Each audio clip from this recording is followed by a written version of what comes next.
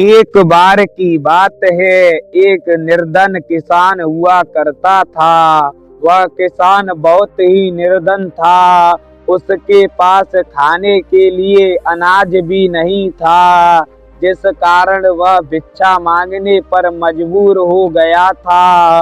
अब वह सारे दिन भिक्षा मांगता रहता और जो भी भीख उसे प्राप्त होती उसी से वह अपना जीवन यापन किया करता।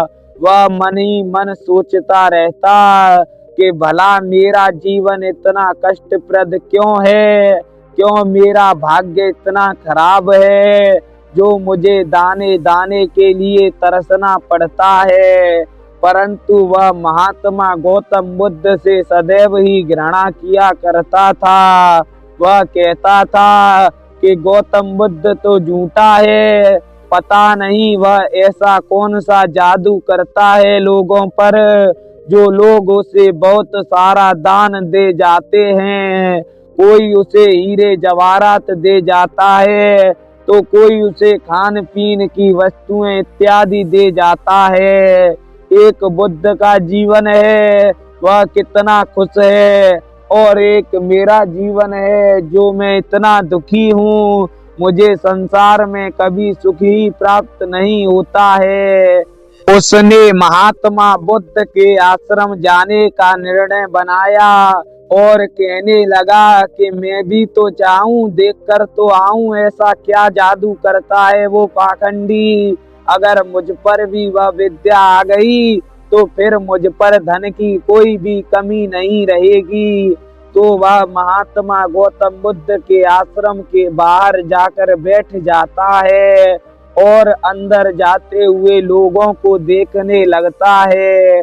जैसे ही कोई हताश, मायूस और उदास व्यक्ति आश्रम के अंदर जाता तो वह उसे देखने लगता कि इसे भी कोई न कोई दुख अवश्य है, जिस कारण इसका चेहरा मुरझाया हुआ है।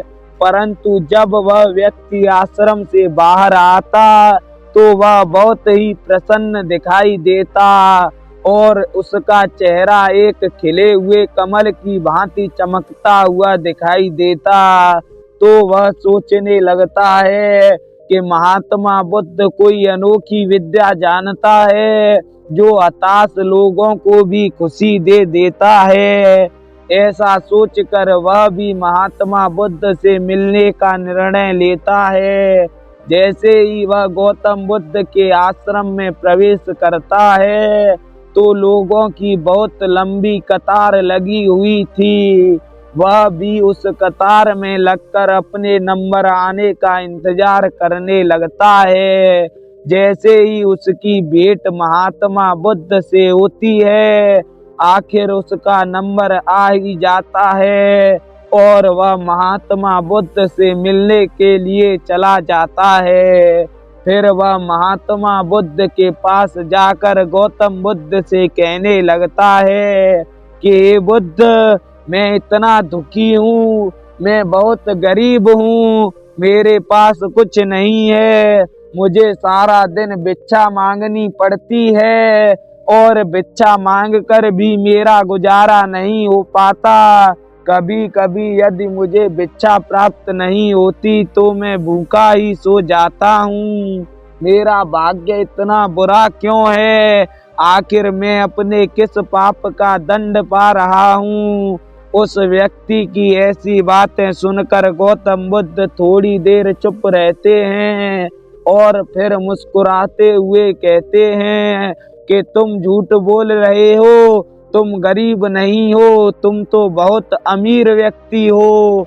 तब वह व्यक्ति आश्चर्य से महात्मा बुद्ध की तरफ देखता है और कहने लगता है कि हे बुद्ध, मैं तो वैसे ही सोचता था कि तू पाखंडी है, परंतु आज मैंने अपनी आंखों से देख लिया, तू सचमुच में पाखंडी है।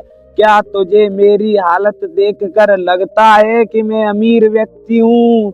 मेरे पास खाने के लिए भी पैसे नहीं है, मैं सारा दिन भीख मांगता रहता हूँ और तू कहता है कि मैं अमीर हूँ।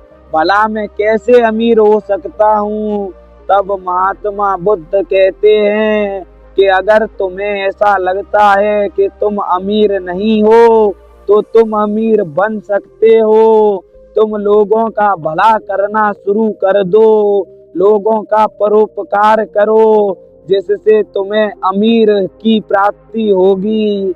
बुद्ध की ऐसी बातें सुनकर वह व्यक्ति और क्रोधित हो जाता है और कहने लगता है, मेरे पास खुद 1 रुपया नहीं है तो भला मैं लोगों का भला कैसे कर सकता हूँ।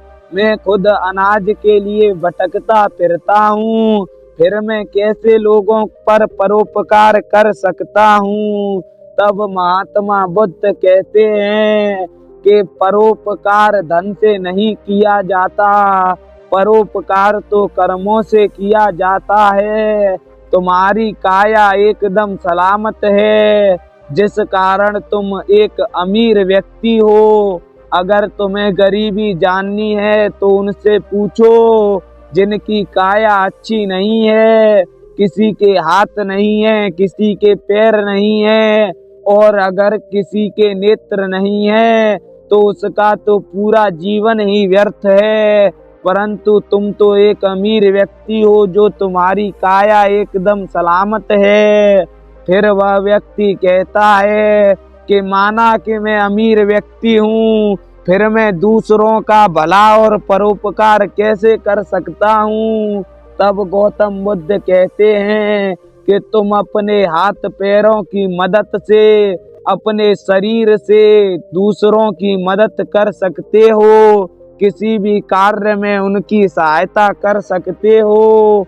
और तुम्हें वाणी प्राप्त हुई है, तुम इस वाणी से दूसरों से मधुर बातें कह सकते हो, जिस कारण उन्हें सुख की प्राप्ति होगी। यही तुम्हारा परोपकार है। फिर वह व्यक्ति महात्मा बुद्ध के आश्रम से चला जाता है और महात्मा बुद्ध के कहे वचनों अनुसार ही कर्म करने लगता है।